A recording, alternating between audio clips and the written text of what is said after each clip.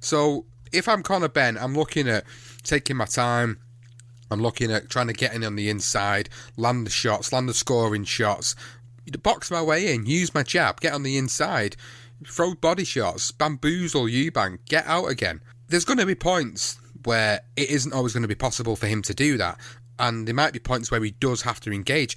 More than likely, he will want to engage. He will want to give us a tear-up because he'll want it himself.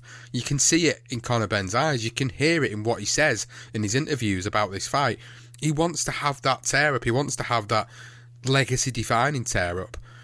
Personally, like I said, it's not for me. I would like to see him in the welterweight division continuing on and continuing to go through that progression that he's gone through. But it's a fight that obviously people have wanted, people have accepted it. The promoters certainly won't shy away from making money from the fight. So, and both parties, they've agreed to it. So what's more to say than that, really, about the differences in the weight?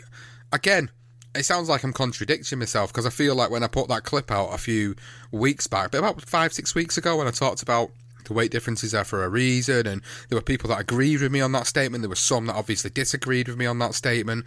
Look, at the end of the day, I don't think they should be fighting each other because of the weight differences. I think they should be sticking to their own weights. I've never changed my opinion on that, but the fight's here. I can't change it. Comments from someone like me isn't going to change it. You know, nobody's going to listen to those comments. You guys might agree. Some of you might disagree with it. But nothing's going to change. This fight's happening. So, like I said earlier, you've got to try and get yourself engaged and really understand how this fight could go down. So I've talked a little bit about Conor Benn and how I think he could win this fight and how I think he could potentially do it. I've not mentioned Eubank yet. So looking at Eubank, looking at his previous performances, looking at where he's at and looking at the potential weight deficit that could cause problems within the fight, I can honestly see this being a fight where Eubank is slow to start it.